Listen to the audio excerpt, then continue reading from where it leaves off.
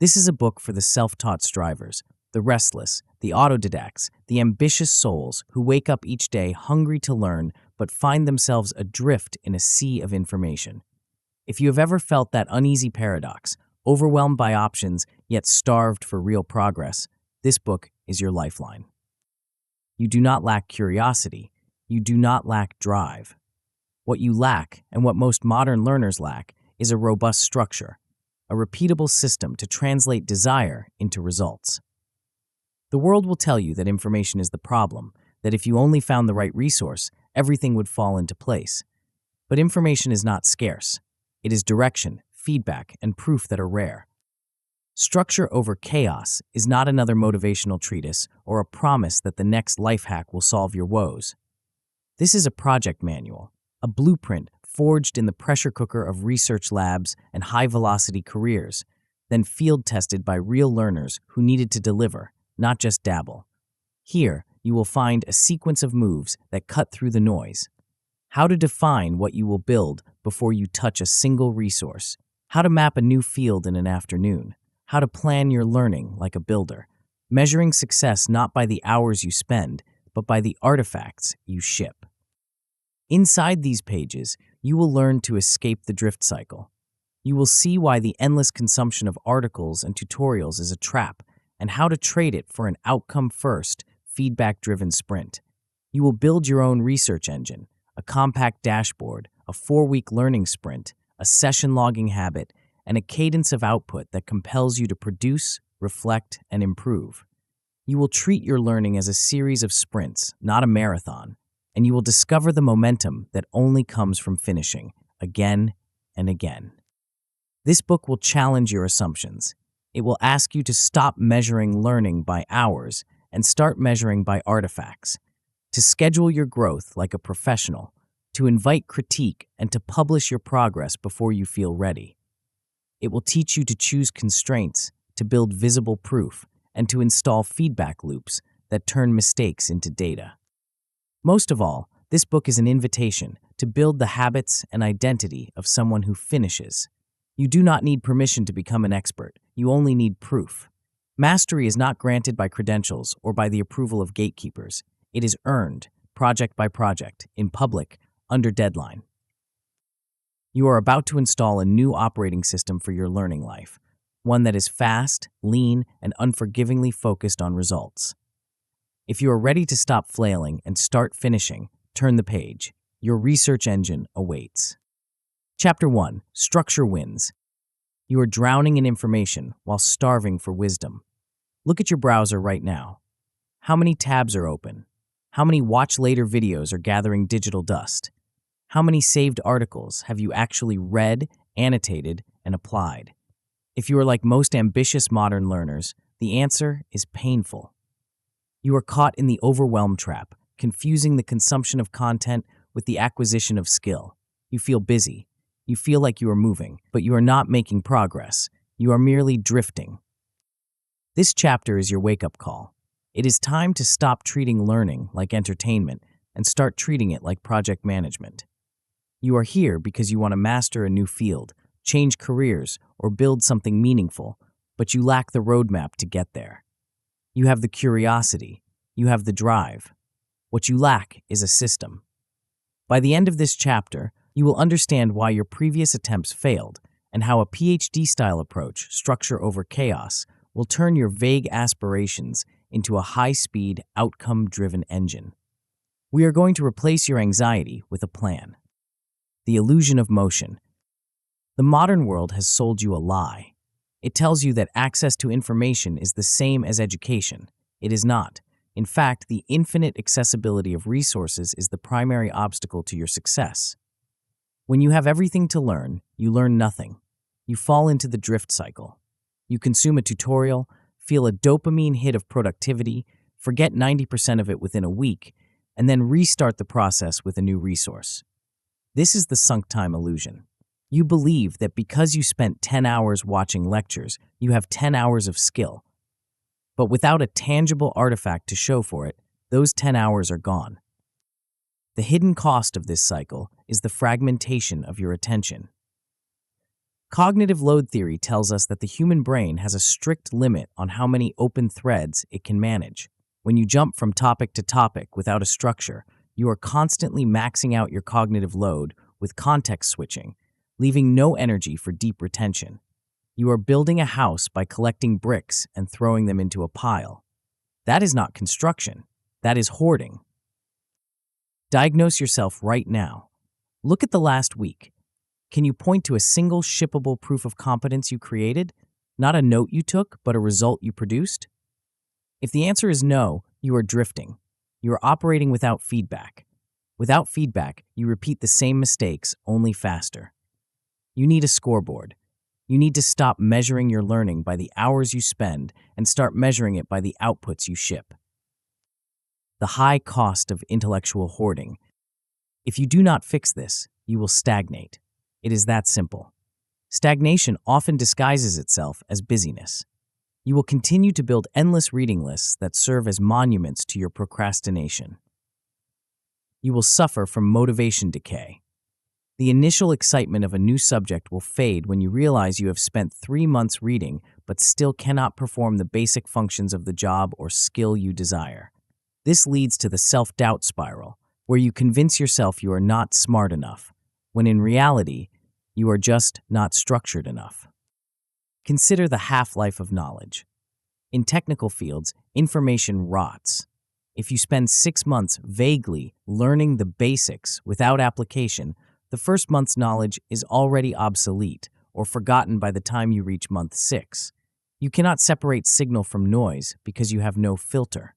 While you are drowning in tutorials, your competition is using structure to pass you by. They are not smarter than you. They are just moving with a map. The opportunity cost is compounding every day you wait. Every month lost to restarting the basics is a month you are not building the portfolio that gets you hired. It is a month you are not triggering network effects by sharing your work. The story you tell yourself, that you are almost ready, hardens into an identity. You become the person who is always preparing to start, never the person who is finished. Building your personal research engine. Now, imagine the alternative. Imagine having a system that acts as a personal research engine. This is what PhD students do. They do not just read stuff. They execute repeatable sprints designed to extract specific knowledge and convert it into public proof. When you adopt the structure over chaos mindset, you stop hoarding and start building. Over time, this approach creates a compounding reputation. In the real world, proof beats promise every time. A trail of small, finished demos is worth more than a master's degree on a resume. When you consistently ship artifacts, micropapers, code repositories, design studies, you create a beacon that attracts mentors and collaborators. You stop chasing opportunities and start attracting them. This is how you move from curiosity to consulting gigs, scholarships, and senior roles. The deepest shift, however, is internal. You move from a dabbler to a builder. You gain confidence through cadence. You develop a tolerance for ambiguity because you know you have a process to dismantle it. You replace the frantic energy of catching up with the calm urgency of a professional. You plan, you act, you learn, you iterate. You become a machine that turns confusion into clarity. The architecture of success. So, what are we actually going to build? By the time you finish this book, you will have installed a compact control panel for your learning life. You will create a 1-page master document. This is not a messy notebook. It is a dashboard containing your outcome, your audience, your deadline, and your success criteria. You will design a 4-week learning sprint with fixed weekly blocks on your calendar. You will install a session logging habit that tracks your intent and your results, ensuring you never sit down at your desk wondering what to do next. Most importantly, you will ship your first micropaper. You will learn to condense your findings into a tight 400 to 600 word argument with 1 figure and 1 bold takeaway, and you will request public feedback on it. This seems small, but it is revolutionary. It breaks the seal. It proves you can finish. To get there, we will deploy a specific set of strategies. We will use outcome backwards planning to define your artifact before you read a single page. We will conduct field reconnaissance to map the terrain so you stop chasing trivia. We will build a syllabus synthesis to sequence your learning logically. We will use signal reading to filter information with brutal efficiency. We will rely on rhythm sprints to maintain momentum and output-driven intake to ensure every piece of content you consume serves a purpose. Finally, we will close the loop with feedback loops that turn your errors into data. The logic of the order. You might wonder why we follow this specific sequence. It is because we must reduce uncertainty before we add speed. You cannot drive a car fast if you do not know where the road is. We define the destination first, then we choose the roads. We map the territory before we burn the fuel. Most learners do this backward. They start driving at full speed without a map and wonder why they end up in a dead end. We also structure the work to preserve your attention for the hardest parts. Decision fatigue is real. If you have to decide what to study every time you sit down, you have wasted your best mental energy before you even start. By front-loading decisions into a master document, we free your mind to focus on the complex material during your study blocks. We minimize context switching. We keep one canonical source of truth. We install these compounding loops early because cadence creates progress. You cannot wait until you feel ready to establish a rhythm. The rhythm is what makes you ready. Outputs create proof, and feedback creates accuracy. The sooner you start this engine, the sooner the compound interest of skill acquisition kicks in. Amateurs polish, pros publish. Ultimately, this comes down to a fundamental difference in attitude. There is a distinct mindset that separates winners from losers in the game of self-learning. Winners schedule, losers try to find time. There is no such thing as finding time, there is only making time. We will subject your calendar to a credibility test. If your learning blocks are not on there, they do not exist. Winners track a show-up score rather than a mood score. They honor ship dates, not wish dates. Winners publish, losers polish. The amateur hides their work, waiting for it to be perfect. The professional knows that perfection is a myth and that iteration is the only path to quality. Small, frequent artifacts beat big, late ones every time. Public proof invites mentorship. If you learn in secret, you fail in secret. If you learn in public, the market teaches you. Winners measure, losers guess. We are going to move you away from operating on vibes and toward operating on numbers. You will log your decisions. You will schedule your adjustments. You will treat your brain like a system that can be optimized, not a mystery box that sometimes works and sometimes doesn't. The path forward. You now understand the stakes. You see the trap of the drift cycle and the power of the research engine. You understand that structure is not a constraint. It is the very thing that sets you free to reach deep mastery. You are ready to stop flailing and start finishing. But a system needs a target. A map is useless if you do not have a destination. The single biggest mistake smart people make is picking a learning goal that is too vague, too big, or too soft. They say they want to learn Python or understand economics. These are not goals, they are daydreams. To make this system work, you need to crystallize your curiosity into something hard, sharp, and terrifyingly concrete. You need to define the thing that will force you to grow. In the next chapter, we will tackle the most critical decision of your entire learning journey. If you get this wrong, no amount of scheduling will save you. If you get it right, the path will illuminate itself before your feet. We are going to take your vague interest and forge it into a weapon. But be warned, this requires you to kill your darlings and make a choice that scares you.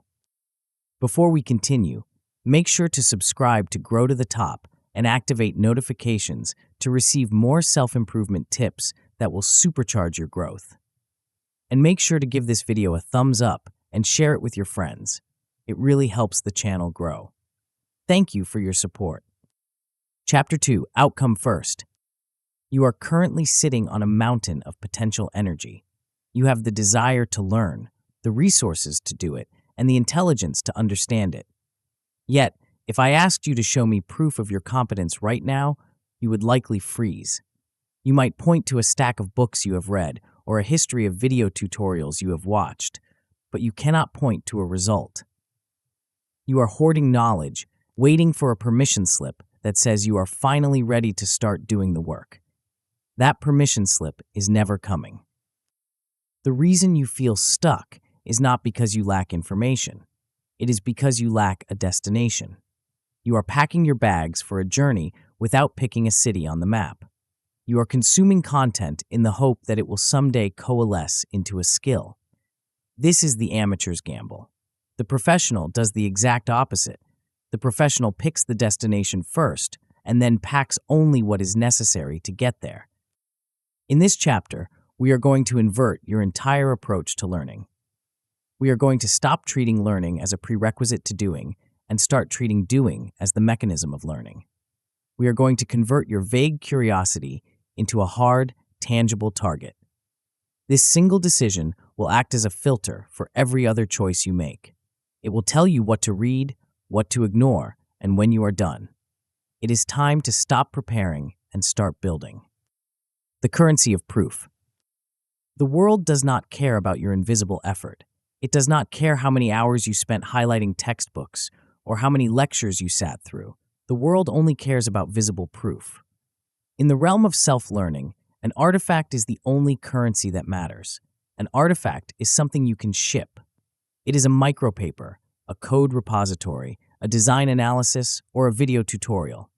It is evidence that you have not just consumed information, but synthesized it. When you commit to creating an artifact, you transform from a passive consumer into an active producer. This shift is psychological jet fuel. Proof accelerates trust.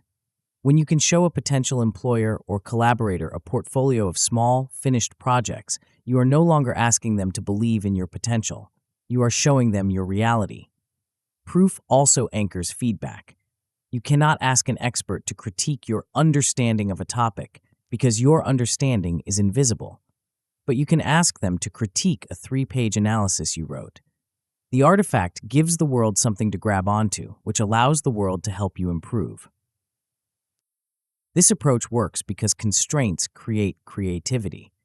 If I give you a year to learn a subject, you will spend 11 months procrastinating and 1 month panicking. If I give you 2 weeks to produce a specific deliverable, you will become ruthlessly efficient. You will stop reading tangentially related articles. You will stop worrying about deep theory that does not apply to your immediate problem. The deadline sharpens your focus like a laser. The scope forces prioritization. The acceptance criteria reduce rework. You are no longer swimming in an ocean of data. You are building a bridge to a specific shore. The artifact definition. So, what exactly are we building? We're not talking about a magnum opus. We're not talking about a dissertation that takes 5 years. We're talking about a shippable format that you can deliver in 2 to 4 weeks. This is the sweet spot. It is long enough to do real work, but short enough to maintain urgency. Your artifact could be a micropaper where you analyze a specific problem and propose a solution. It could be a tutorial where you explain a complex concept to a beginner. It could be a mini demo of a technical skill.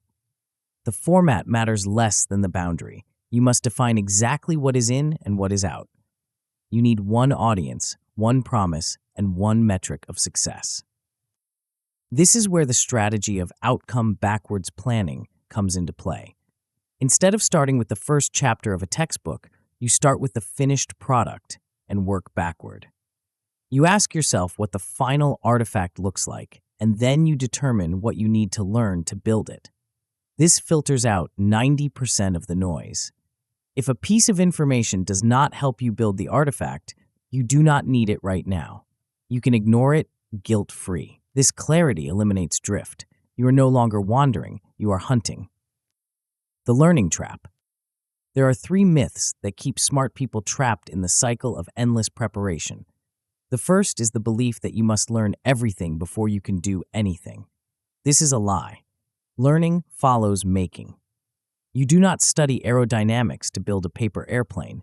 You build a paper airplane and study why it crashed. You must install a system of just-in-time knowledge pulls. You attempt to build a piece of your artifact, hit a wall, go find the specific knowledge to break through that wall, and then immediately apply it. This cements the knowledge in your mind in a way that passive reading never will. The second myth is that bigger goals are better. You might think you should aim to build a full software application or write a comprehensive book. This is a recipe for failure. Big goals crush you under their own weight. Small wins create streaks. You need to split large ambitions into bite-sized sprints. A series of small, finished artifacts is infinitely more valuable than one massive, unfinished dream. The third myth is that quality requires waiting. You tell yourself that you cannot ship yet because it is not good enough. You are waiting for perfection. But quality does not come from waiting. It comes from iteration. You need to ship version 1 so that you can get the feedback to build version 2. If you wait until it is perfect, you will never ship. Perfectionism is just procrastination in a tuxedo. The outcome brief protocol. Now we turn this philosophy into action. You are going to write an outcome brief. This is a simple 3-sentence contract with yourself. You need to define who this artifact is for, what it delivers, and what proves it works. You must write down the audience, the format, the scope, and the deadline. Once you have written this brief, you are going to do something painful. You are going to cut the scope in half. You will look at your plan and realize you are trying to do too much. You will want to cover every angle, answer every objection, and include every feature. Do not do it. Remove the optional sections. Replace custom elements with templates. If you think it will take you a month, cut the requirements until it looks like it will take a week. Then, cut it in half again. You want a scope so small that it feels almost too easy. That is how you guarantee you will finish. Finally, you must define your acceptance tests. You need to finish the sentence. This is done when you need 3 clear criteria. It is done when the code runs without errors. It is done when the paper has 3 citations and 1 figure. It is done when the video is under 3 minutes and explains 1 concept. These are your finish lines. Without them, you will keep moving the goalposts until you exhaust yourself. Post this brief at the very top of your master document. It is your North Star. Engineering momentum.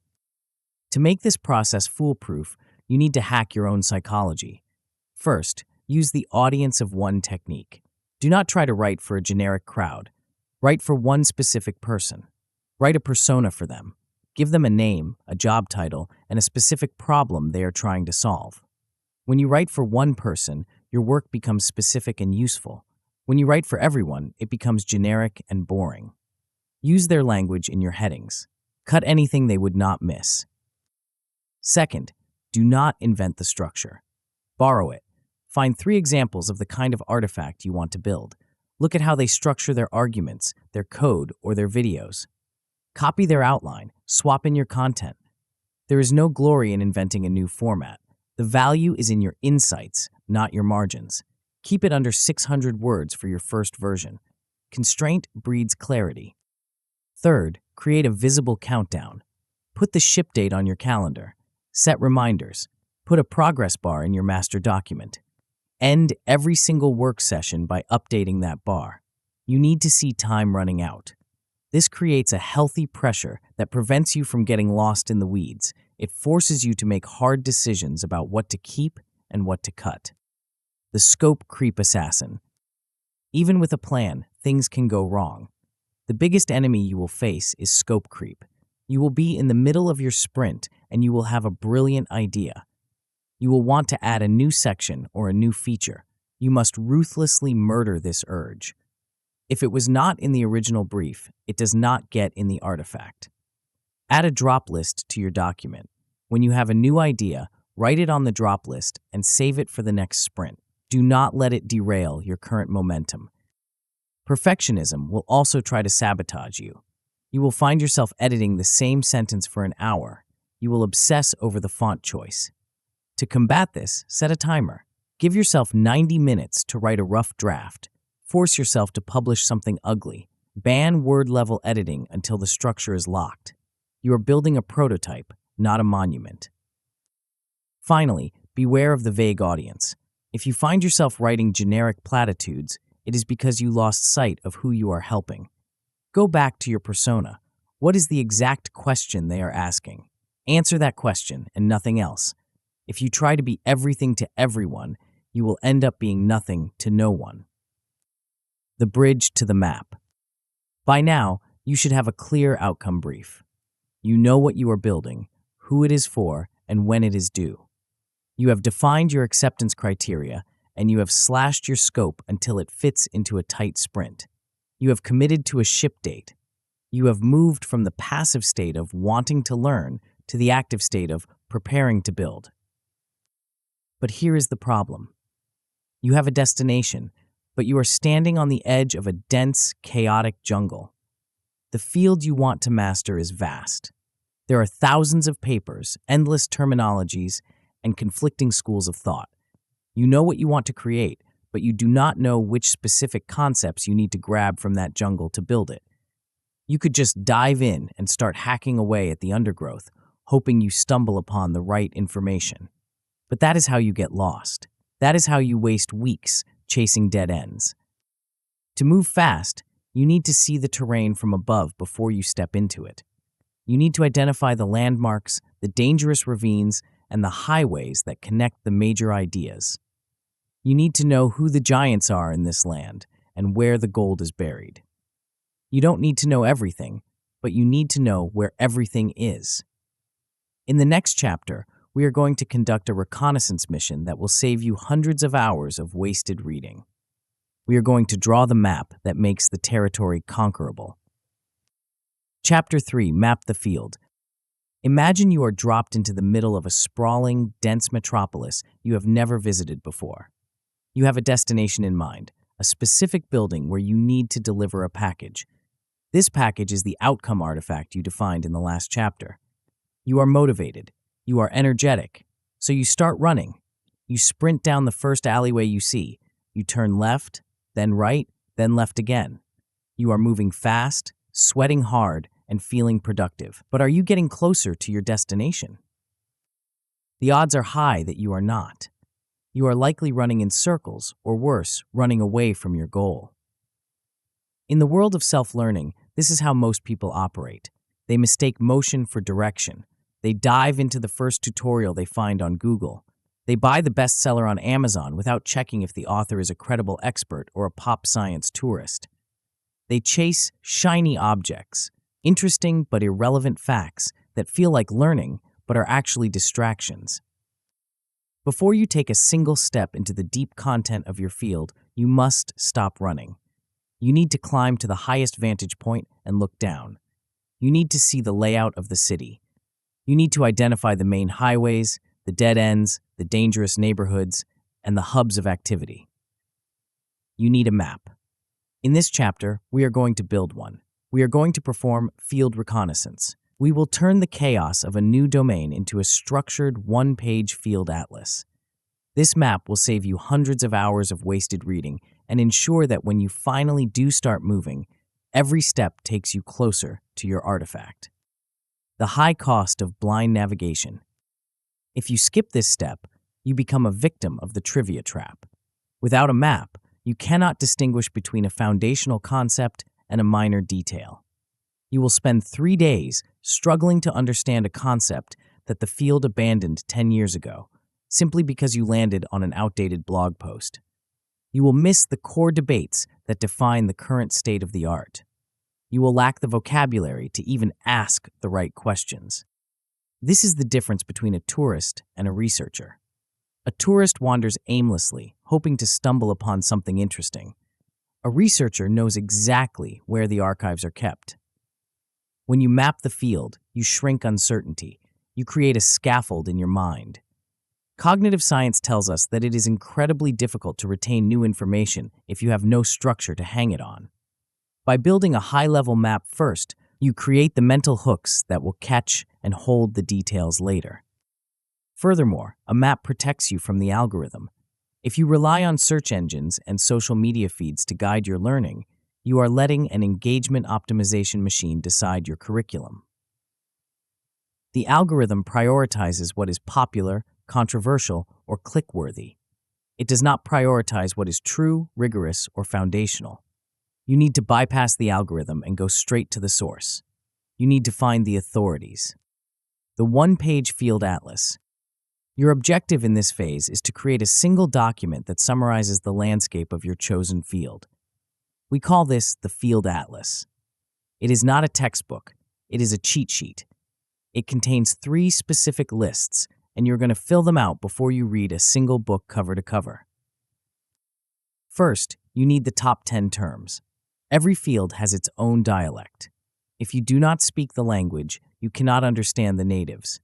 You need to find the 10 most common technical terms or acronyms and write down plain English definitions for them. This vocabulary list is your passport. It allows you to scan complex papers and understand the gist without getting bogged down in jargon. Second, you need the top 10 names. Fields of knowledge are not abstract clouds, they are social networks of people. There are always a handful of researchers, labs, or institutions that are driving the conversation. These are the hubs. You need to identify who they are. Who is writing the seminal papers? Who is giving the keynote speeches at the biggest conferences? Who are the people that everyone else cites? These are your sources of truth. If you know the names, you can filter for quality instantly. Third, you need the top 10 venues. Where does the real conversation happen?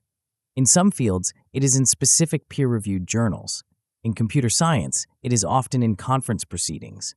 In other domains, it might be on specific preprint servers or even high-level industry blogs. You need to know where the signal is being broadcast so you can tune your receiver to that frequency. The Scout Pass Protocol. You might be thinking that this sounds like a lot of work. It is not. In fact, if you spend more than 90 minutes on this, you are doing it wrong. We call this the Scout Pass. The goal is not to learn the material yet. The goal is to find the material. You are a scout, not a settler. You are running a quick reconnaissance mission to bring back intel. Set a timer for 90 minutes. Your first move is to find 2 or 3 overview sources. Do not start with a dense technical paper. Start with a review of article, a state-of-the-art summary, or a syllabus from a top-tier university course. These documents are gold mines because someone else has already done the mapping for you. They will list the key terms, the major players, and the important citations. As you scan these overview sources, populate your field atlas. Extract the terms. Note the names that keep popping up. Look at the bibliography to see which journals or conferences are mentioned most frequently. Then, sketch a rough concept map. Draw circles for the main ideas and lines connecting them. Which concepts are prerequisites for others? Which ideas are currently being debated? You are not trying to create a piece of art. You are trying to create a logic diagram of the domain. Authority mapping and network thinking. To do this effectively, you must adopt network thinking. Knowledge is a graph. The nodes are ideas and papers. The edges are citations and references. Some nodes are bigger than others. These are the keystone works. These are the papers or projects that change the direction of the field. Your job is to find them. We use a technique called authority mapping. You are looking for proxies of credibility. In the academic world, the H-index is a metric of a researcher's productivity and citation impact. You don't need to calculate it, but you should look for its shadows. High citation counts are a strong signal. Keynote roles at major conferences are a strong signal. Awards from professional societies are a strong signal. Once you find a keystone work, you use citation graph reading. This is how you travel through time. First, you chain backward. Look at who this paper cited. That tells you the history and the foundations. Then you chain forward. Look at who has cited this paper in the last 3 years. That tells you the current state of the art and the future direction. By moving backward and forward from a few high-authority nodes, you can map the entire trajectory of a field in an afternoon. Avoiding the tourist traps. There are myths that will try to seduce you away from this structured approach. The most dangerous is the idea that overviews are lazy and that real learners go straight to the primary sources. This is ego talking. If you dive into a primary source without context, you will drown. Overviews provide the scaffold. Primary sources provide the bricks. You need the scaffold before you can lay the bricks. Another trap is the random walk. You might believe that by reading randomly, you will serendipitously discover the map. This is inefficient. Randomness is slow and biased. You do not have time to be random. You have an artifact to ship in a few weeks. You need to be a sniper, not a machine gunner. Finally, be wary of the starstruck bias. Just because a name is famous in the mainstream media does not mean they are respected in the technical field. Often, the people writing the best-selling pop science books are not the ones doing the cutting-edge research. Use your authority mapping to verify credibility. Cross-reference names across different venues. If a person is cited by the top labs but has 0 Twitter followers, that is a signal of high technical competence. If they have 1 million followers but are never cited by their peers, proceed with caution. The recency filter. As you build your map, you must apply a brutal filter. Recency. Fields move fast. A definitive guide from 2015 might be hopelessly outdated today, especially in technology or data science. When you are collecting your overview sources and your list of venues, favor the last 24 to 36 months. Make a habit of checking the dates on everything. If you find a tutorial that looks perfect but uses a version of a software library that is 3 years old, flag it. It might still be useful for concepts, but it will likely break your code or lead you astray on implementation. In your master document, use a naming scheme that puts the year first, e.g., 2024 topic title. This forces your files to sort chronologically, keeping the freshest information at the top. However, do not confuse new with good. The keystone works, the foundational papers, might be decades old. You need those for the deep theory. But for the state-of-the-art and the current tools, you need the new stuff. Your map should clearly distinguish between the foundations, old, stable, essential, and the frontier, new, volatile, exciting. The parking lot for rabbit holes. The biggest danger during your scout pass is the rabbit hole. You will see a term that fascinates you. You will want to click the link. You will want to watch the hour-long lecture. You will want to read the entire documentation. Stop. You are scouting, not engaging. If you stop to deep read every interesting thing you find, your 90-minute mission will turn into a 3-week detour. You must protect your momentum. When you find something interesting that is not critical to the map, put it in the parking lot. This is a section in your master document for nice-to-know resources. Tag it, drop the link, and move on. You can come back to it later if your artifact requires it. Most of the time, you will find that you never need to return. From map to path.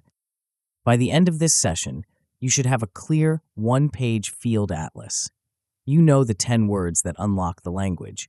You know the 10 people who lead the tribe. You know the 10 places where they gather. You have a visual concept map that shows you how the major ideas connect. You have a list of keystone works that you know are high signal. You have successfully risen above the noise. You are no longer a tourist wandering the streets. You are a strategist looking at the satellite imagery.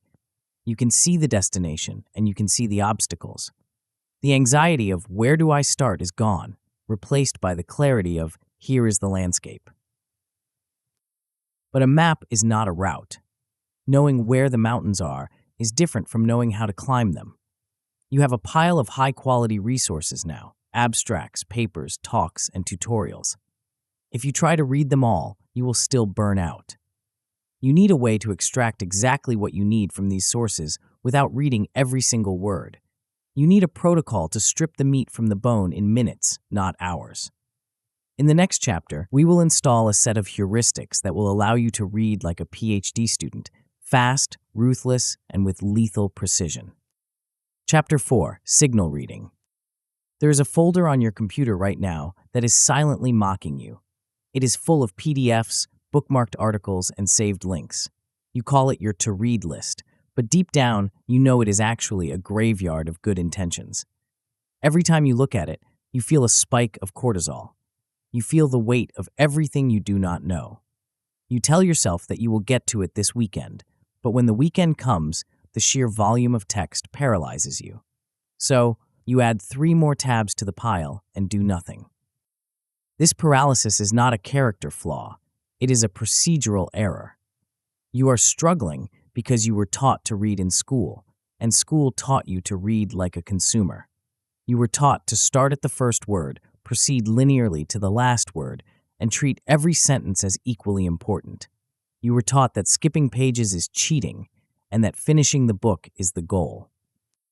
In the world of research and high-performance learning, this approach is suicide.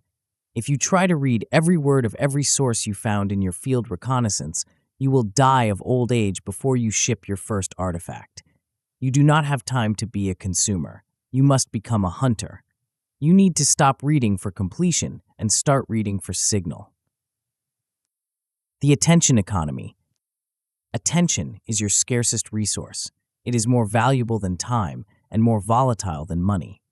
When you spend an hour reading a low-quality paper or a rambling tutorial, you are not just wasting 60 minutes. You are burning your limited supply of cognitive focus. By the time you finally stumble upon the one paragraph that actually matters, your brain is too exhausted to retain it. This is why you can read for 4 hours and feel like you learned nothing. You drowned in noise before you found the signal. Focused reading is the antidote to this exhaustion. It is the art of extracting exactly what you need to make the next decision and then ruthlessly discarding the rest. When you read for signal, you are not trying to memorize the text. You are trying to answer a specific question that moves your outcome artifact forward. This shifts the power dynamic. You are no longer subservient to the author's structure. You are the master of your own attention, using the text as a tool to solve a problem. This method connects directly to the artifact you defined in Chapter 2. Every minute you spend reading must pay rent. If a sentence does not help you build your project, solve your problem, or clarify your argument, it is noise. When you treat reading as an evidence hunt, you stop feeling overwhelmed by the backlog. You realize that 90% of that to-read folder is irrelevant, and you can archive it without a second thought. The Hunter's Protocol. To execute this shift, we are going to install a new operating system for your brain called Question-First Reading. The rule is absolute. You are never allowed to open a book, paper, or article until you have written down exactly what you're looking for. Before you read, open your session log and write 3 explicit questions. These should not be vague ponderings like, "What is this about?" They must be sharp, tactical targets. How does the author define the variable x? What is the specific error rate of this model? Does this method require a GPU? These are binary, factual hunts. You are priming your reticular activating system, the part of your brain that filters information, to spot these answers and ignore everything else. Once you have your questions, you do not read. You scan. You are looking for the answer in the same way you look for your keys in a messy room. You do not pick up every object in the room and inspect it. You scan for the shape of the keys. When you find the answer to your question, you capture it, cite it, and stop. If the text answers your 3 questions in the first 5 pages, you are done. You do not need to read the other 20 pages. You have the signal. You can close the file and move on. The anatomy of a skim. To do this effectively, you need to understand the structure of information. Academic papers, technical documentation, and high-quality nonfiction books all follow a predictable architecture. You can exploit this structure to extract 80% of the value in 10% of the time. We call this the literature skimming heuristic. Start with the title and the abstract. This tells you the promise of the work. If the abstract does not align with your questions, close the file immediately. You have just saved yourself an hour. If it looks promising, jump straight to the figures and captions. In almost every technical field, the data is in the images. Read the charts, read the graphs, read the captions aloud to yourself. If you understand the figures, you often understand the entire argument without reading the body text. Next, go to the conclusion. The author will summarize what they think they found. Finally, look at the methods section. How did they get these results? Is it relevant to your context?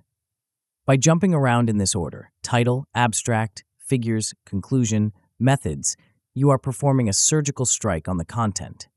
You are getting the "so what" before you get the "here is a long story about why I started this research." The vetting matrix. Not all sources deserve your attention. In the age of the internet, the barrier to publication is zero, which means the volume of noise is infinite. You need a mechanism to filter out the garbage before it contaminates your mind. You need the material vetting protocol. For every potential source, you're going to assign 2 scores, relevance and rigor. Both are scored on a scale of 0 to 3. Relevance asks, how much does this help me finish my specific artifact? A 0 means it is off topic. A 3 means it contains the missing link you have been searching for. Rigor asks, how solid is the evidence? A 0 is a random blog post with no data. A 3 is a peer-reviewed meta-analysis or a battle-tested documentation page from a major tech company. Add the scores together. If the total is less than 4, archive it. It is not worth your time. If it is a 4 or higher, it makes the shortlist. This simple math forces you to be honest. You might find a fascinating article, Relevance 1, that is incredibly well written, Rigor 3. It scores a 4, so maybe you skim it. But you might find a highly relevant tutorial, Relevance 3, written by a novice with bad code, Rigor 1. That also scores a 4, but you know to treat it with caution. This matrix turns a subjective feeling of, maybe I should read this, into a cold, hard decision. The highlighter trap. There is a dangerous habit you likely picked up in university that you must break today, the highlighter addiction. Highlighting is the illusion of competence. When you drag a yellow marker across a sentence, your brain gives you a little dopamine hit. It says, I have captured this information. But you haven't. You have just colored a piece of paper. You have not synthesized the idea. You have deferred the thinking to a later date that will never come. We are implementing a no highlight rule. You are not allowed to highlight anything during your first pass. You must read, synthesize, and then write a note. If you cannot explain the idea in your own words, you do not understand it, and highlighting it won't save you. Instead of highlighting, you will create decision-linked notes. Every note you take must end with the phrase, so what, and a link to your artifact. The author suggests using Python 3.9. So what? I need to update my environment setup script in Module 1. The study shows that sleep impacts retention. So what? I will move my study block to the morning. If you cannot answer so what, the note is useless. Delete it. The myth of speed reading. You might think that the solution to your backlog is to learn speed reading. You have seen the courses that promise to get you to 1,000 words per minute. This is a trap. Speed reading usually results in speed forgetting. The goal is not to move your eyes over the page faster. The goal is to process less text with higher impact. We are not trying to increase your velocity. We are trying to increase your rejection rate. The fastest reader in the world is the one who reads the title, realizes it is irrelevant, and closes the book. That is infinite words per minute. Do not worry about how fast your eyes move. Worry about how fast your brain filters. Comprehension of the right things is infinitely more valuable than velocity through the wrong things. Competing hypotheses. Finally, you must guard against confirmation bias. When you are hunting for answers, it is easy to find only the evidence that supports what you want to believe. If you are building a trading bot, you will naturally gravitate toward papers that say your strategy is profitable. If you are writing an essay, you will look for quotes that agree with your thesis. To fight this, use the competing hypotheses technique. For every major claim you accept from a source, write down a counterclaim. This paper says X is the best method. Write down, what if X is actually the worst method in certain conditions? Then, specifically hunt for a source that argues the opposite. This dialectical approach, thesis, antithesis, synthesis, is what separates a shallow learner from a deep thinker. It prevents you from building your artifact on a foundation of wishful thinking. The shortlist. By applying these filters, you will see a dramatic transformation in your workflow. You will start with 50 potential tabs. You will apply the skimming heuristic and the vetting matrix, and you will cut that list down to 10 high-signal sources. You will apply the question-first protocol, and you will extract the 3 key insights you actually need. You will end up with a clean, scored list of references. You will have a set of notes that are directly linked to the decisions you need to make. You will have a no pile that is 10 times larger than your yes pile, and you will feel great about it. You have stopped drowning and started swimming. But now you have a new problem. You have your destination, the artifact, your map, the field atlas, and your raw materials, the signal. But a pile of bricks and a drawing of a house is not a house. You need a construction plan. You need to know which brick goes where and in what order. You need to sequence your learning so that you don't try to put the roof on before you pour the foundation. You need to take all this potential energy and channel it into a linear, executable path that survives the chaos of real life. In the next chapter, we are going to build the machine that turns your raw materials into finished work. We are going to design the path that makes failure nearly impossible. Chapter 5, Path Design. You have done the heavy lifting. You have defined a concrete outcome artifact that you are going to ship. You have scouted the terrain and built a field atlas so you know the major landmarks. You have filtered the noise and curated a short list of high-signal resources. You are sitting on a goldmine of potential. But right now, that is all it is, potential. If you sit down at your desk tomorrow morning to start learning, you will likely face a paralyzing moment of silence. You will look at your list of 10 papers, your 3 textbooks, and your 5 video tutorials, and you will ask yourself a dangerous question. Where do I start? That question is the enemy. If you have to ask it during your study time, you have already lost. You are burning your limited decision-making energy on administration instead of execution. You are trying to be the architect and the builder at the same time, and that is a recipe for cognitive overload. To move with the speed of a PhD student, you need to separate these roles. You need to design the path before you start walking it. In this chapter, we are going to transform your pile of resources into a linear, executable algorithm for success. We are going to build a custom syllabus that is ruthlessly aligned with your artifact. We are going to embed this plan into a single source of truth called the master document. By the time we are done, you will never again wonder what to do next. You will simply look at the plan, see the next step, and execute. The architecture of certainty. The human brain craves certainty, but learning is inherently uncertain. You are venturing into the unknown. This friction causes procrastination. When you do not know exactly what the next step is, your brain interprets that ambiguity as a threat and encourages you to go do something safe, like checking email or organizing your desktop icons. Path design is the antidote to this friction. It is about converting uncertainty into commitments. We are not just making a to-do list. We are engineering a sequence of events that makes failure difficult. We are going to use a technique called backward chaining.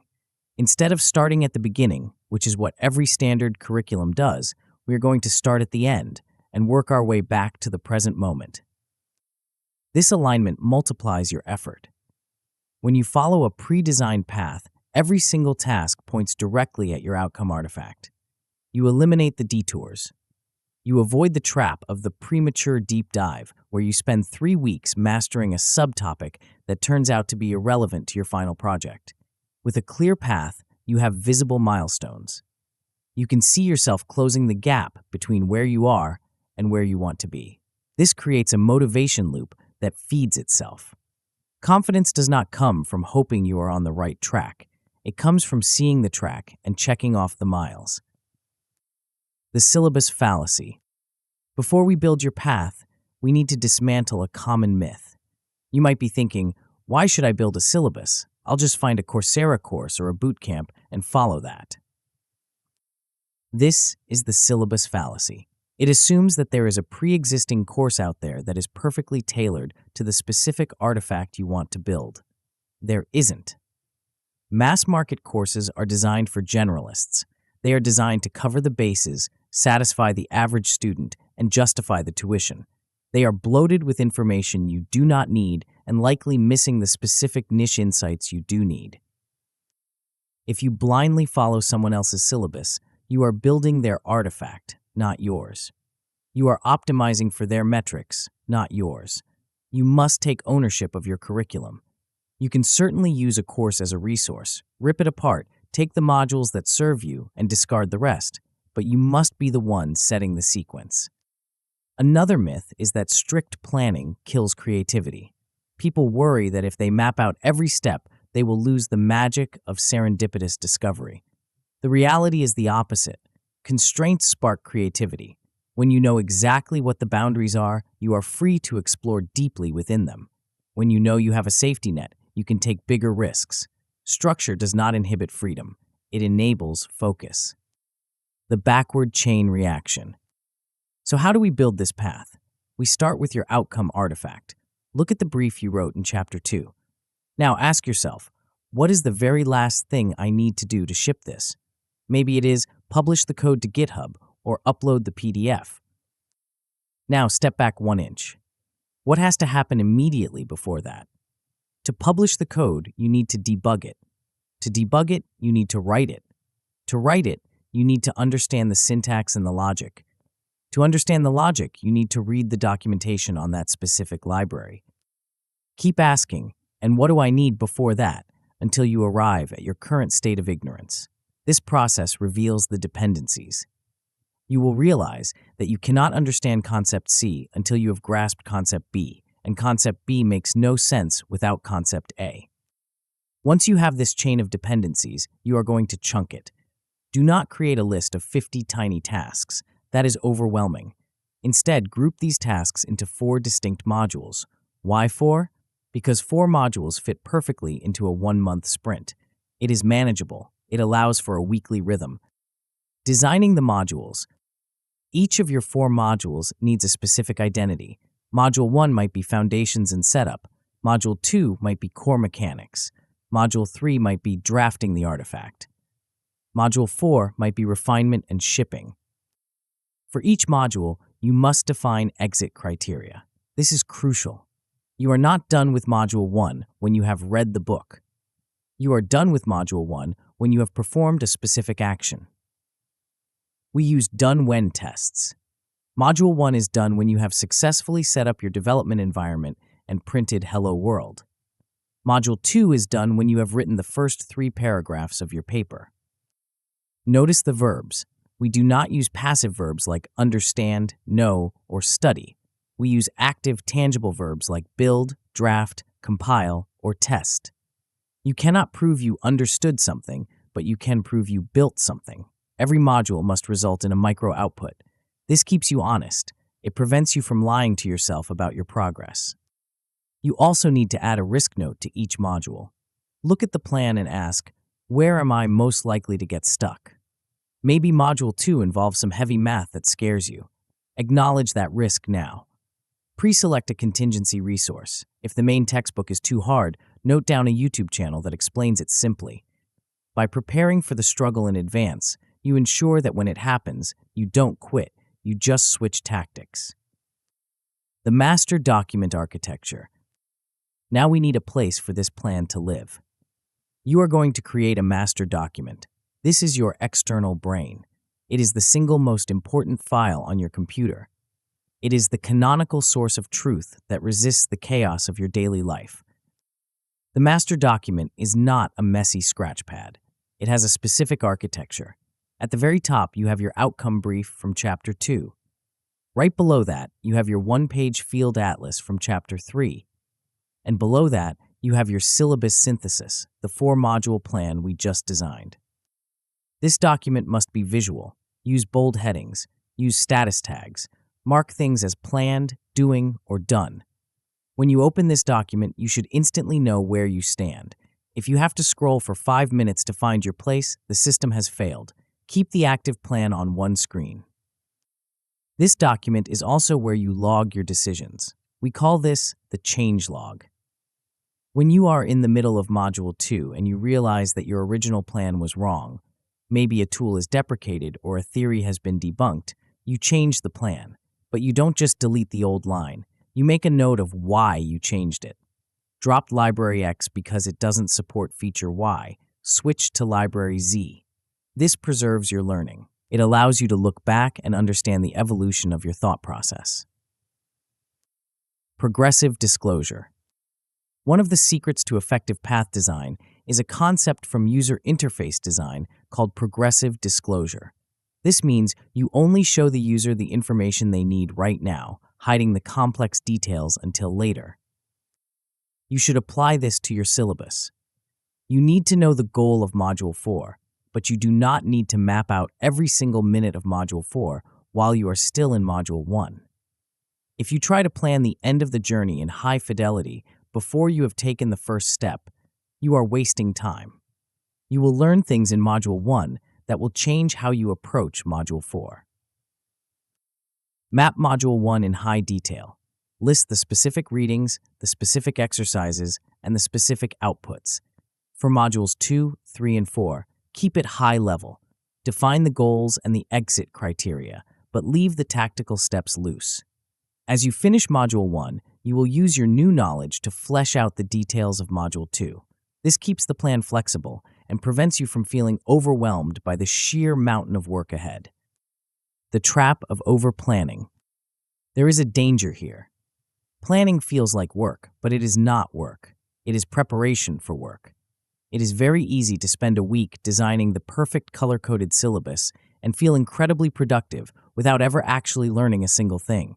This is procrastination in disguise. You must time box this process. Give yourself 60 to 90 minutes to build your syllabus and set up your master document. That is it. It does not need to be perfect. It needs to be good enough to start. A messy plan that you execute today is infinitely better than a perfect plan that you start next month. If you find yourself agonizing over the order of 2 articles, just pick one. Flip a coin. The specific order matters less than the momentum.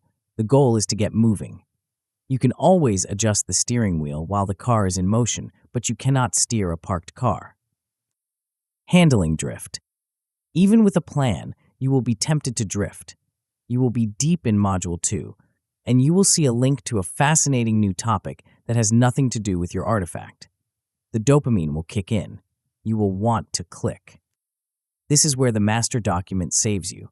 When this happens, you do not click. You open your document, go to the parking lot section at the bottom, and paste the link there. You tell yourself, I will look at this after I ship. This simple act acknowledges your curiosity without letting it hijack your agenda. You stay on the path. You will also encounter hidden dependencies. You will start a task and realize you are missing a prerequisite skill that you didn't know you needed. Do not panic. This is normal. Pause the timer. Add a mini-task to your current module to acquire that skill. If it is a large skill, you might need to push a non-essential task from Module 3 into the parking lot to make space. The plan is living tissue.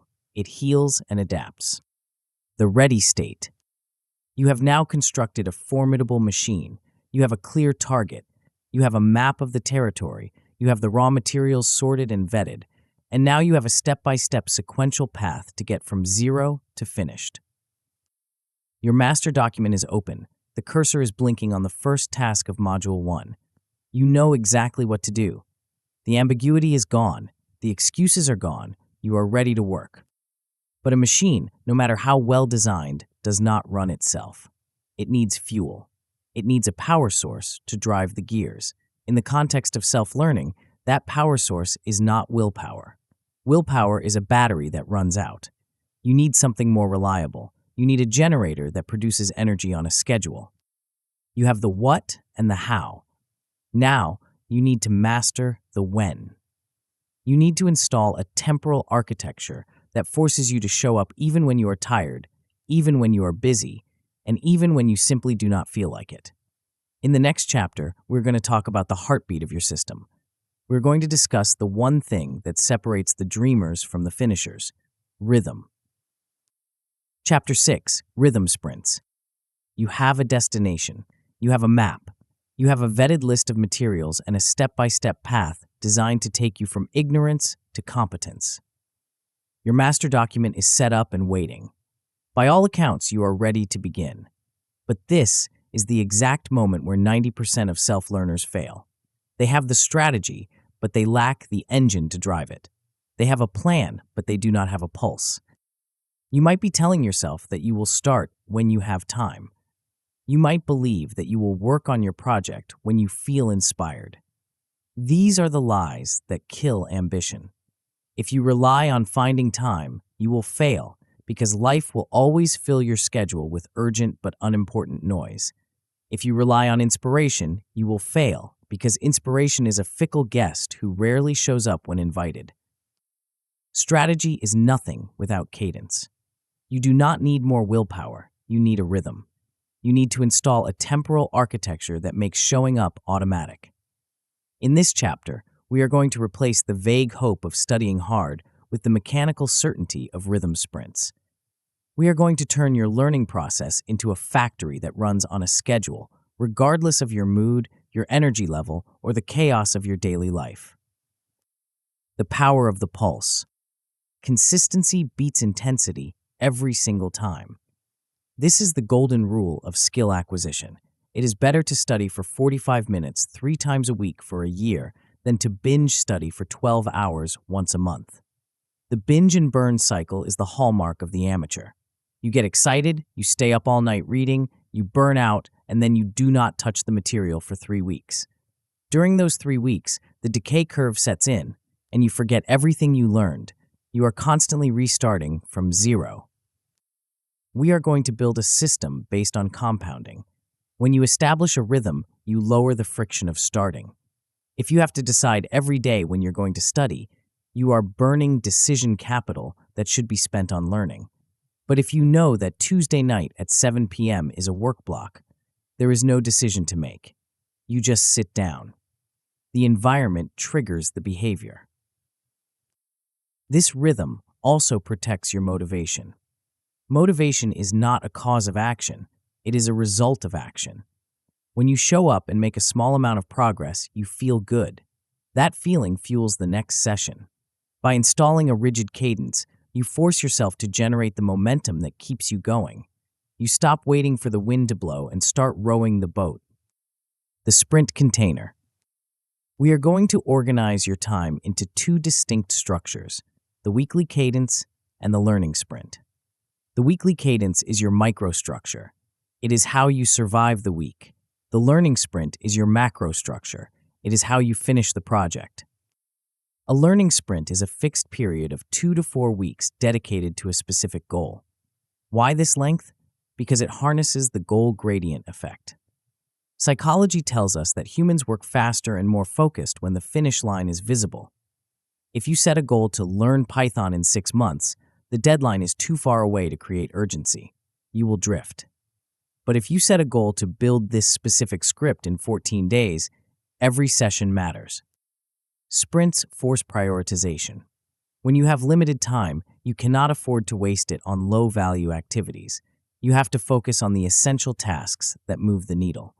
Sprints also provide natural review points.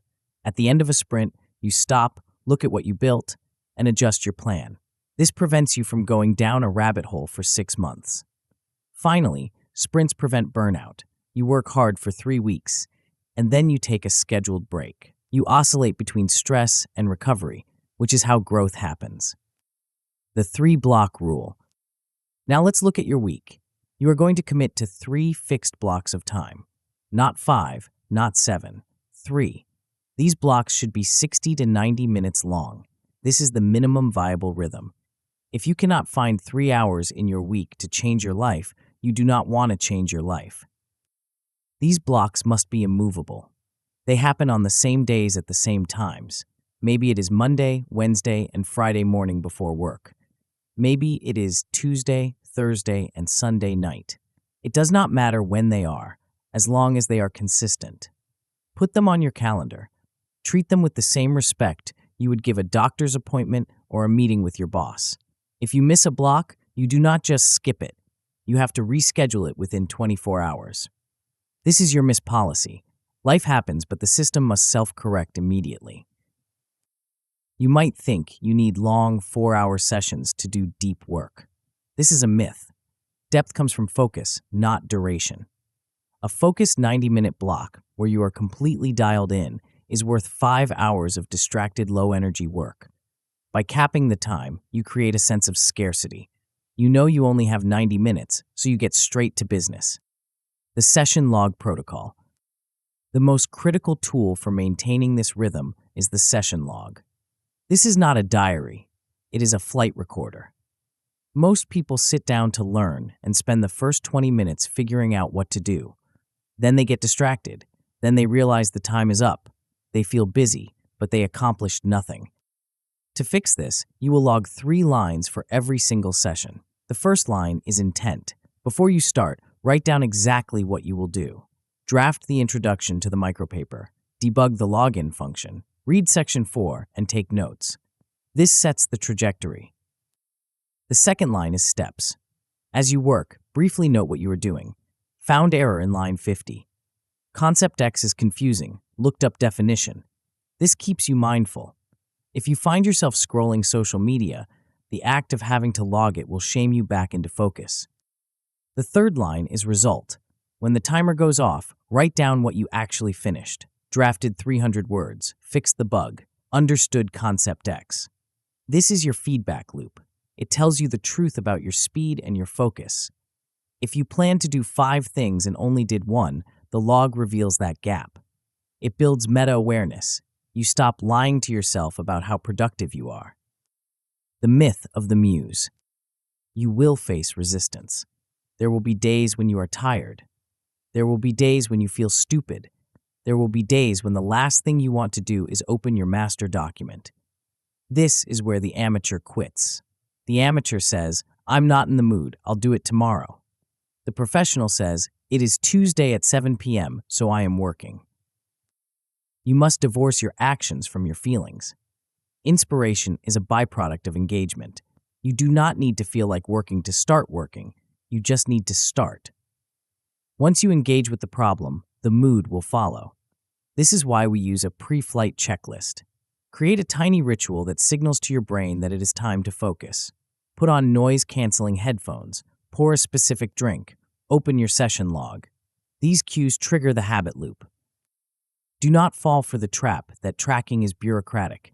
You might think that writing down your intent and results is a waste of time. It is not. It is the only way to ensure that you are actually moving forward. Without data, you are just guessing.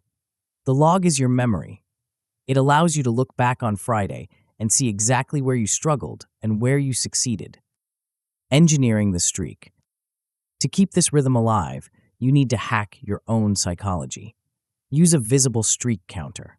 Mark an X on a physical calendar for every sprint block you complete. There is a deep satisfaction in not breaking the chain. When you see 5 X's in a row, you will work hard to get the 6th one just to keep the pattern alive. Always end your session by writing the next first action. This is a trick from heavyweights in productivity.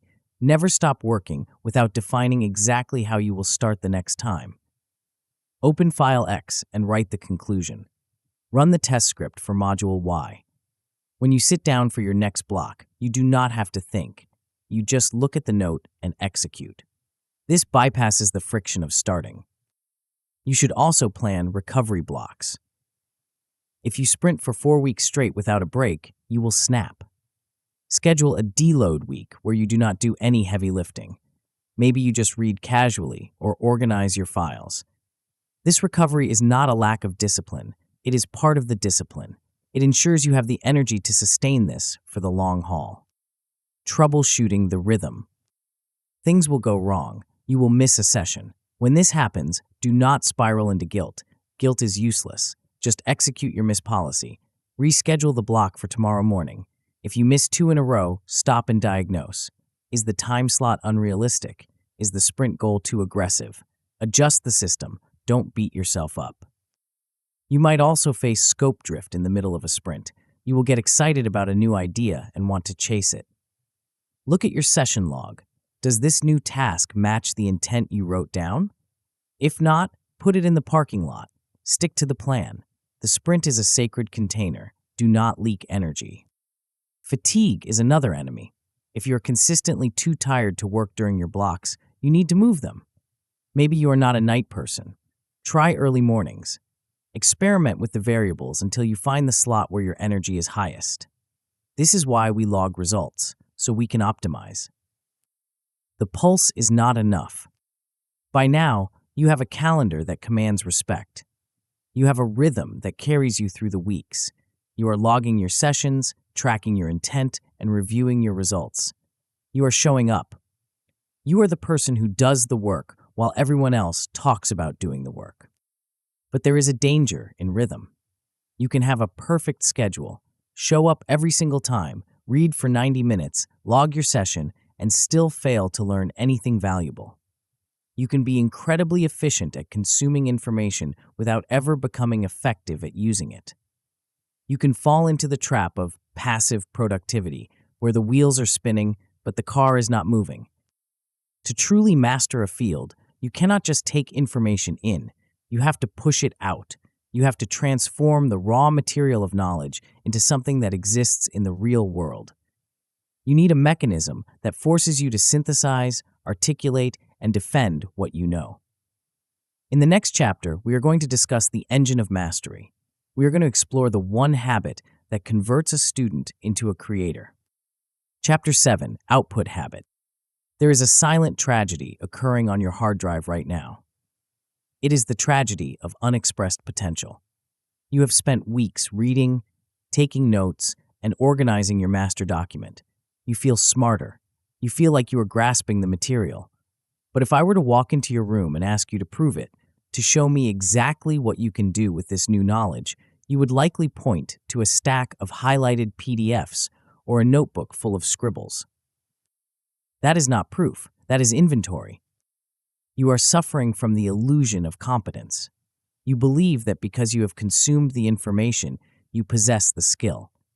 This is the single most dangerous trap in the self-learning game. Consumption is comfortable.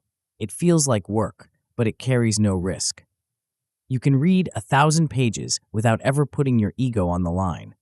But learning does not happen when you consume. Learning happens when you produce.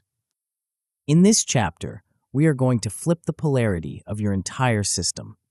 We are going to stop treating output as the final step that happens at the end of the project and start treating it as the engine that drives the project. We are going to install the output habit. You will learn to publish small, imperfect artifacts on a relentless schedule. You will learn that if it doesn't ship, it didn't happen. The generation effect. Why do we insist on production? It is not just about building a portfolio, though that is a nice side effect. It is about how your brain is wired. Cognitive science calls it the generation effect. The research is clear. Simply reading a fact creates a weak memory trace. But generating that fact, retrieving it from your mind and using it to create something new, creates a bond that is nearly unbreakable. When you read, you are a passenger. When you write, build, or speak, you are the driver. You have to make decisions. You have to synthesize disparate pieces of information into a coherent argument. You have to confront the gaps in your understanding that you glossed over while reading. Think of your mind as a muscle. Reading is like watching a workout video. It might be inspiring, and you might learn the proper form, but you are not getting stronger. Output is the heavy lifting. It is the moment you grab the bar and push. It is uncomfortable, it is straining, but it's the only thing that builds the muscle. The rule of the ship. We are going to adopt a brutal standard for your learning. If it doesn't ship, it didn't happen. An idea in your head is a ghost. It is invisible to the world, and frankly, it is unstable. It changes shape every time you think about it. An output is a solid object. It exists outside of you. It anchors your learning to reality. When you ship a small artifact, a code snippet, a diagram, a summary, you are driving a stake into the ground. You are saying, I know this, and here is the proof.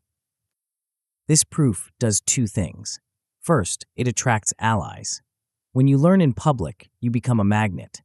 People cannot connect with your intentions, but they can connect with your work.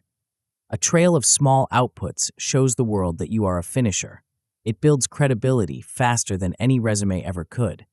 Second, and more importantly, it attracts feedback. You cannot correct a thought, but you can correct a document. By externalizing your thinking, you allow the world to teach you. The micropaper practice. So what does this output look like? You are not going to write a book every week. You are not going to build a full application every sprint. That is a recipe for burnout. Instead, you are going to master the art of the micropaper. A micropaper is a tight, focused document of 400 to 600 words. It is not a blog post about your feelings. It is a technical memo. It follows a strict structure: problem, method, result, implication. You define a specific problem you encountered.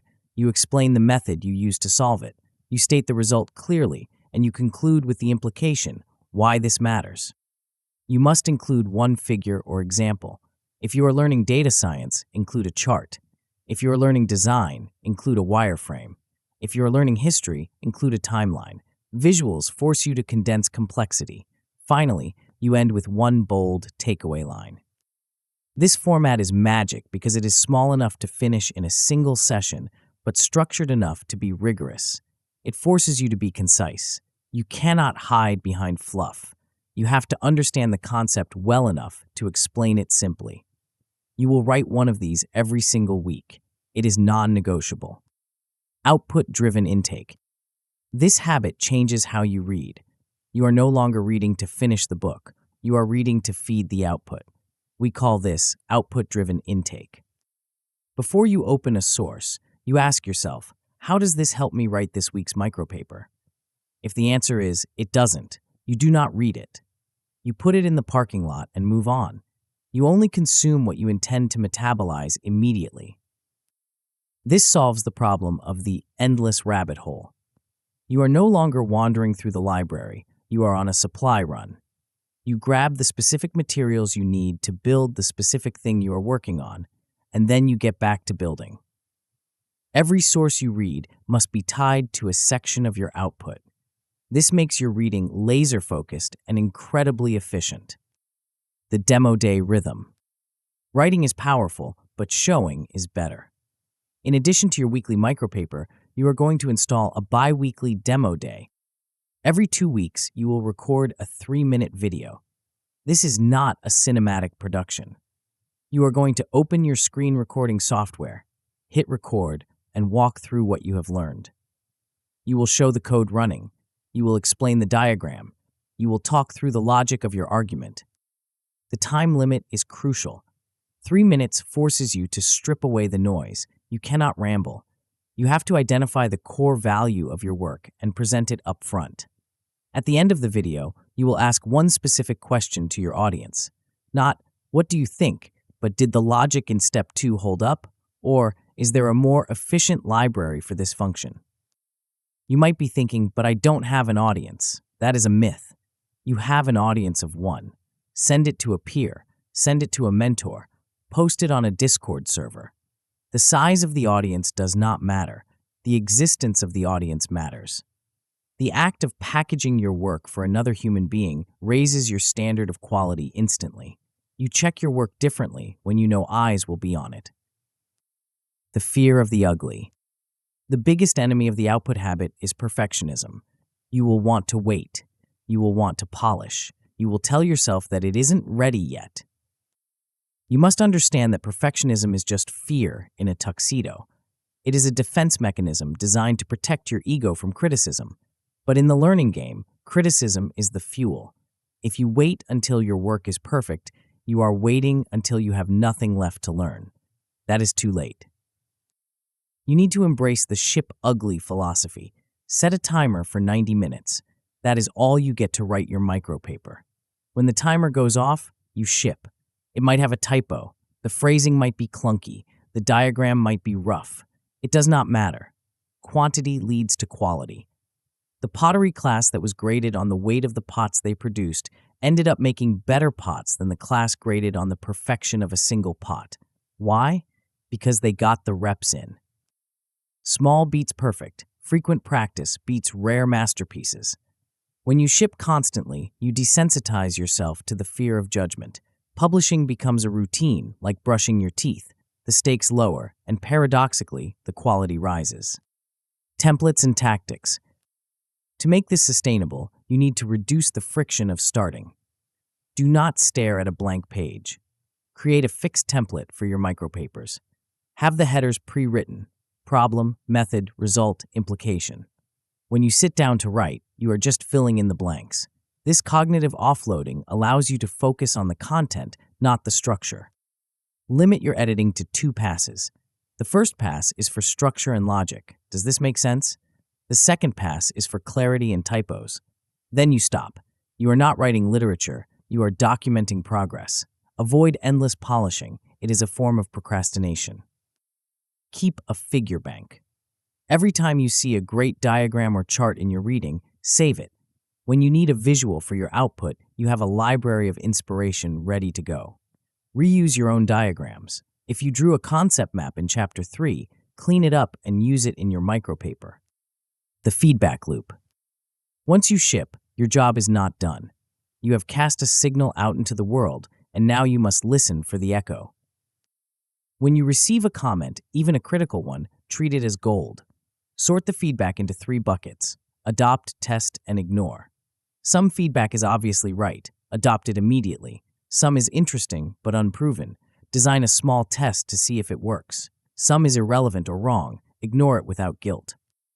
Log these decisions in your master document. User X suggested method Y. I tested it, and it reduced processing time by 10%. Adopting for V2. This closes the loop. It proves that you are not just shouting into the void, but engaging in a conversation with the field. The compound effect of shipping. Imagine where you will be in 6 months if you follow this protocol. You will not just have knowledge, you will have a portfolio of 24 micropapers and 12 demo videos. You will have a public track record of your evolution.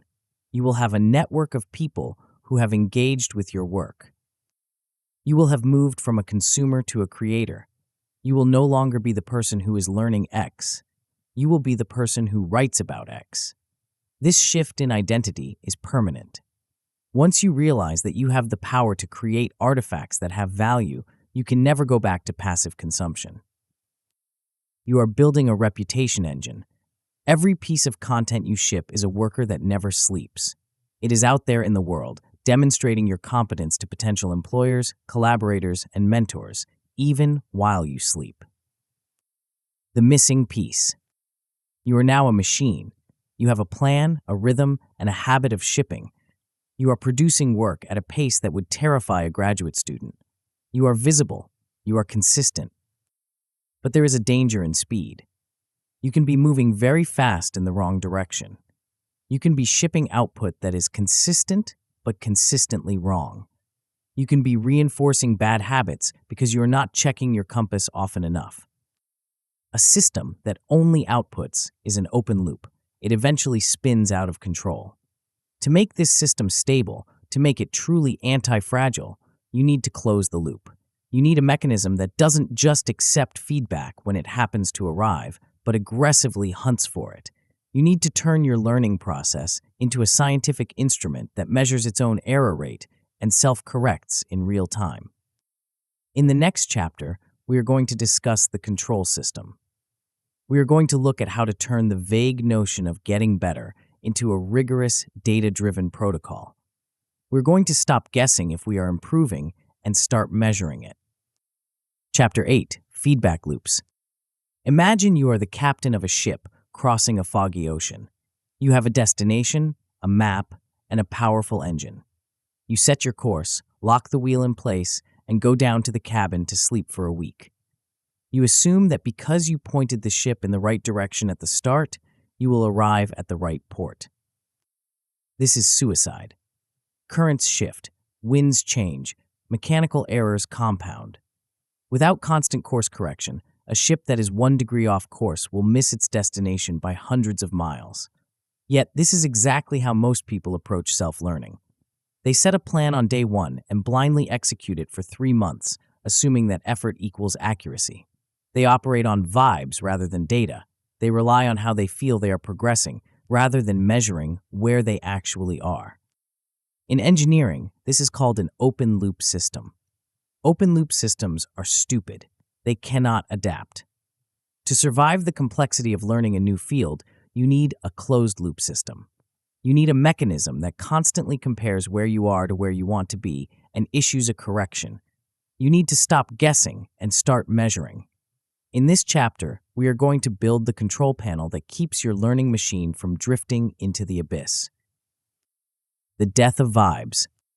The biggest lie you tell yourself is, I think I'm getting it. Feelings are lagging indicators. You can feel productive while wasting time.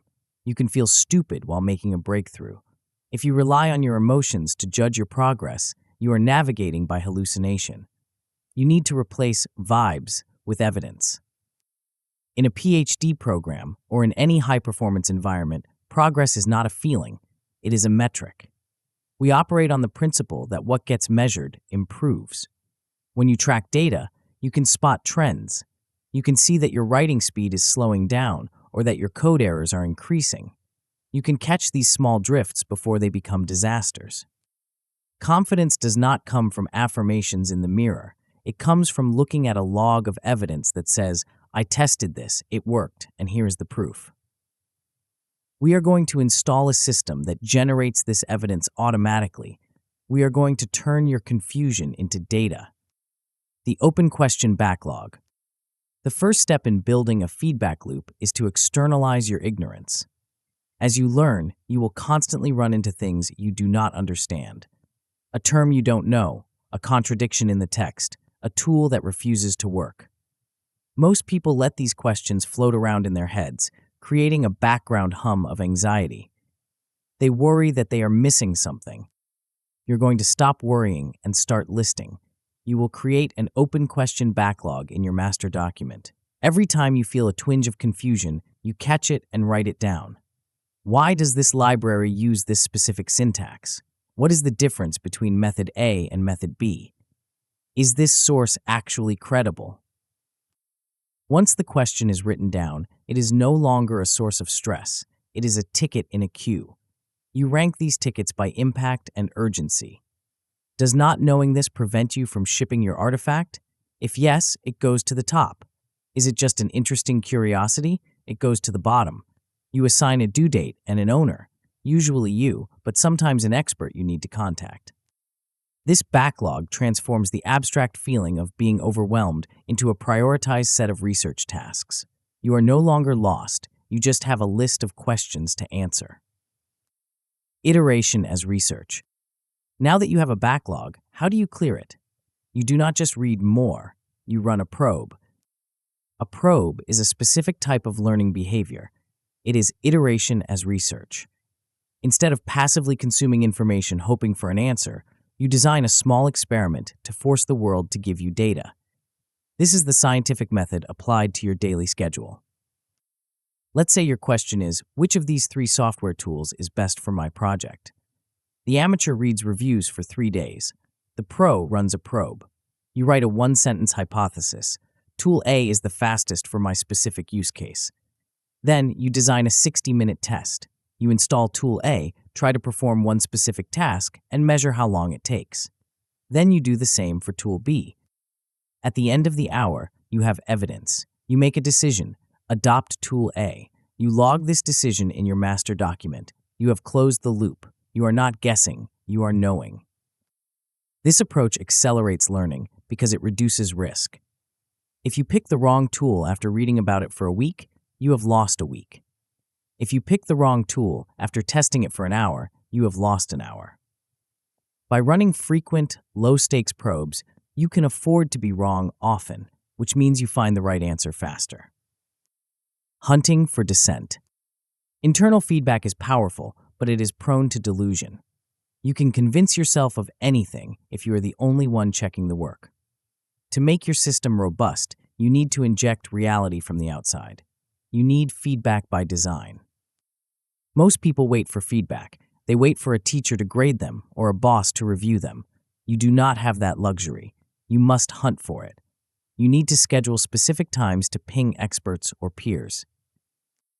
But you must not ask lazy questions. If you send your work to someone and ask, "What do you think?" you are wasting their time. They will give you a vague, polite answer because they don't know what you want. You need to use a templated request. First, provide context. I am trying to achieve X. Second, ask one sharp question. I am unsure if my logic in section 3 holds up. Third, provide options. I am considering approach A or approach B. Which would you choose and why? When you frame feedback this way, you make it easy for the expert to help you. You turn a social burden into a technical transaction. You get a binary answer that you can act on immediately. And when you get that answer, you log it. You write down, expert suggested B, and you change your plan. This is how you calibrate your internal compass against the real world. The myth of the big pivot. There is a romantic idea in the startup world and in learning circles about the big pivot. We celebrate the moment when someone realizes they were wrong about everything and changes direction completely. This is not a victory. It is a failure of feedback. If you have to make a massive pivot, it means you went months without checking your coordinates. You drifted so far off course that you had to tear up the map. The goal of feedback loops is to make big pivots unnecessary. We want small, boring adjustments. We want to correct our course by 1 degree every single day. If you run a probe every week, you will never be more than a week off track. If you ask for feedback on every micropaper, you will never write a whole book based on a false premise. Small, frequent adjustments win. They are less dramatic, but they are infinitely more effective. Binary metrics and thresholds. To make your feedback loops airtight, you need to remove the wiggle room. Your brain is a master at rationalizing failure. If you set a goal to get better at coding, you can always convince yourself you achieved it. You need binary metrics. A binary metric has only 2 states, yes or no. Did the code compile without errors? Did the draft stay under 600 words? Did the expert reply with a solution? There is no sort of. It either happened or it didn't. You should also pre-commit to decision thresholds. Before you run a test, decide what the numbers need to be for you to act. If this technique saves me 20 minutes, I will adopt it. If it saves me less than 5, I will abandon it. By making the decision before you see the data, you prevent yourself from moving the goalposts. You avoid the endless debate that happens when results are ambiguous. You become a machine that processes evidence and outputs decisions. The explore-exploit ratio. Finally, you need to balance your curiosity with your productivity. If you spend all your time running probes and asking questions, you will never build your artifact. If you spend all your time building and never ask questions, you will build the wrong thing. We use the 80-20 rule to manage this tension. We call it the explore-exploit ratio. Spend 80% of your time exploiting what you already know, building, writing, executing the plan. Spend 20% of your time exploring, running probes, testing new tools, asking for feedback. This ratio keeps you moving forward while keeping your eyes open. It ensures that you are making progress on your artifact, exploit, while constantly searching for a better way to do it, explore. You can time box this. If you have a 10-hour sprint week, 2 of those hours should be dedicated to the open question backlog and feedback requests. The rest is pure execution. The self-correcting machine. If you have followed the instructions in this book so far, you have built something remarkable. You have a clear outcome artifact. You have a field atlas. You have a syllabus. You have a rhythm. You have an output habit. And now you have a control system. You are no longer a person who is trying to learn. You are a self-correcting learning machine. You have a process that absorbs chaos, filters it through structure, and produces tangible proof of competence. You have removed the reliance on willpower, luck, and mood. You have replaced them with planning, data, and feedback. But there is one final component. It is the ghost in the machine. It is the thing that determines whether this system runs for a month and then gathers dust, or whether it becomes the operating system for the rest of your life. You see, eventually, the project will end. You will ship the artifact. You will reach the destination. And in that moment of victory, you will face the most dangerous trap of all, the temptation to stop. The temptation to say, I did it, and go back to the comfort of the drift. To prevent this, we need to talk about what happens after the finish line. We need to talk about how to take this external structure and internalize it until it becomes something else entirely. We need to talk about the ascent that never ends. Chapter 9. Keep climbing. You have reached the summit of the mountain. But as any experienced climber will tell you, the summit is not the end of the journey. It is merely the point where you have the clearest view of the next peak. You have spent the last 8 chapters dismantling the myths of learning. You have stripped away the excuses, the vague intentions, and the chaotic browsing habits that defined your past. You have replaced them with a machine. But a machine sitting in a garage is useless. A Ferrari with no fuel is just a sculpture. The system we have built, structure over chaos, is not a trophy to be admired. It is a vehicle to be driven, and the road ahead is infinite. The danger you face right now is the temptation to nod your head, agree with everything you have read, close this book, and change absolutely nothing. It is the danger of feeling productive because you read about productivity.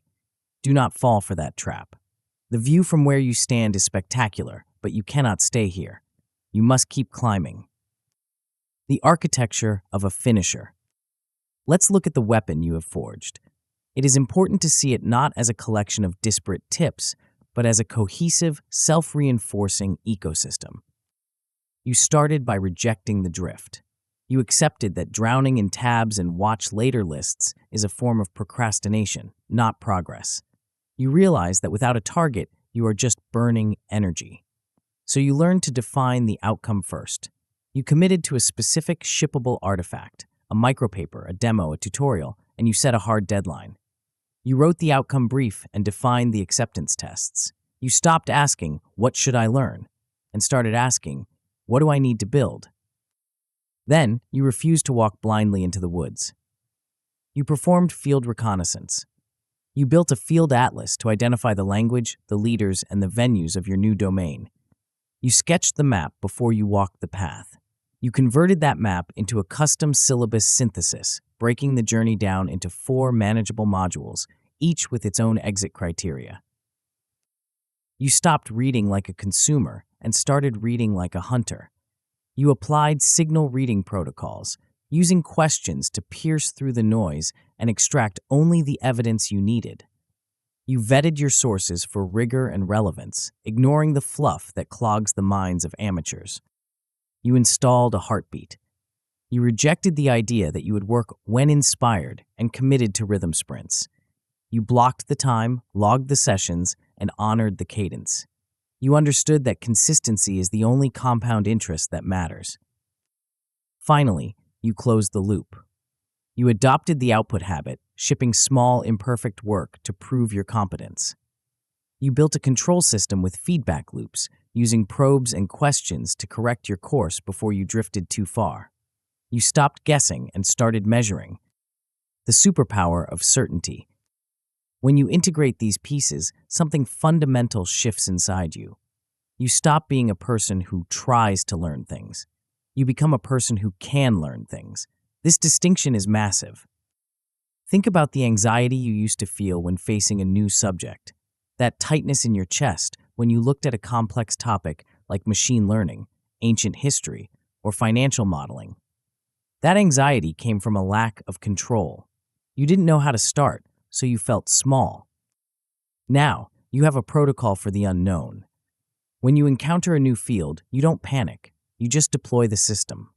You open a master document, you map the field, you set the sprint. You know exactly how to dismantle the complexity and turn it into competence.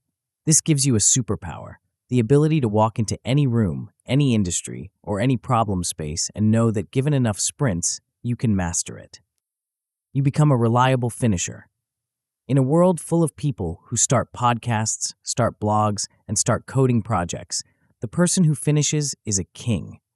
Your artifacts speak louder than your intentions ever could.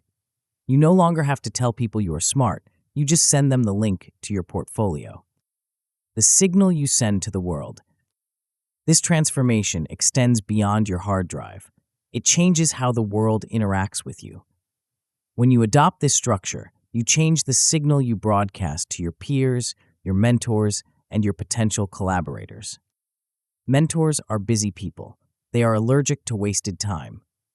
When you approach a mentor with vague questions like, "How do I get into this field?" they will give you vague answers. But when you approach them with a specific artifact and say, I built this based on your paper, but I hit a wall at step 3. Here is my hypothesis. Am I close? They will move mountains to help you. They see their own rigor reflected in you. They see that you are moving, and it is always easier to steer a moving ship than to push a stationary one. Reliability builds trust. When you tell a collaborator that you will ship a draft on Friday and you actually ship it because your rhythm sprint demanded it, you become the most valuable person on the team. You become the anchor. Collaboration gets easier because you are not working in the dark. Your master document, your logs, and your decision records make your thinking visible. You eliminate the friction of miscommunication because you have the receipts. The flywheel of mastery. Here is the secret that makes this entire journey sustainable. It gets easier. The first time you run a sprint, it will feel clunky. You will struggle to define the outcome. You will get lost in the map. You will miss a session and feel guilty. That is normal. You are building the infrastructure. But the second time, it will be faster. The 10th time, it will be automatic. Mastery is compound interest on structured practice. As these habits stabilize, they become reflexes. You won't have to expend willpower to sit down at your scheduled block. Your body will just do it. You won't have to struggle to filter a bad paper. Your brain will recognize the lack of rigor in the first paragraph and reject it instinctively. Cognitive load drops. Because the process of learning is now outsourced to your system, your brain is free to focus entirely on the content of learning. You are no longer fighting yourself, you are fighting the problem. This is where the magic happens. This is where you enter the flow state, not by accident, but by design. You can run parallel projects without drowning because the container for each project is secure. You can translate your effort into opportunities because you are no longer leaking energy into the void. The 0-hour protocol. We are at the end of the text, but we are at the beginning of your work. I am not going to let you leave with just a warm feeling in your chest. We are going to execute the first step of the protocol right now. Do not close this book yet. Do not switch to another tab. Open a blank document on your computer. Right now, type the title, Master Document, your project name. Underneath that, write the header, Outcome Brief. Write one sentence defining what you will ship. Write the date 4 weeks from today. Write 3 bullet points, acceptance tests. Now, open your calendar. Find 3 90-minute slots in the next 7 days. Block them out. Label them Sprint Block 1, Sprint Block 2, Sprint Block 3. Set an alarm on your phone for 10 minutes before the first block. Finally, send a text or an email to one person. Tell them, I'm going to ship a draft of project name on date. I will send it to you then.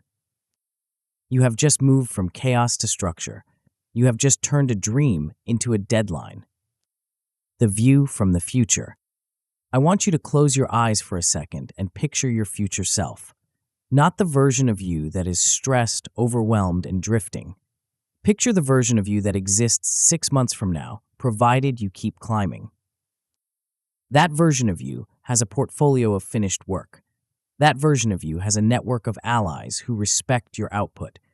That version of you walks with a quiet, dangerous confidence because they know that there is no subject on earth they cannot conquer with a master document and a few sprints. That person is waiting for you. They are standing at the top of the mountain, looking back down at you, begging you to start. They are begging you not to let the drift take you back. They are proof that the system works, if you work the system. You do not need permission to become that person. You do not need a degree. You do not need to be a genius. You just need proof. And proof is something you build, brick by brick, sprint by sprint, output by output. Order beats chaos, but only if you choose it every single day. The map is in your hands. The path is marked. The clock is ticking. Start today. Ship next week. Keep climbing. And when you finally reach that peak, when you stand there with the wind in your face and your artifact in your hands, take a moment to look up. Because above you, Hidden in the clouds is the outline of an even higher mountain, one you couldn't even see from the bottom. And the only way to find out what's up there is to open a new master document and begin the next chapter of your life.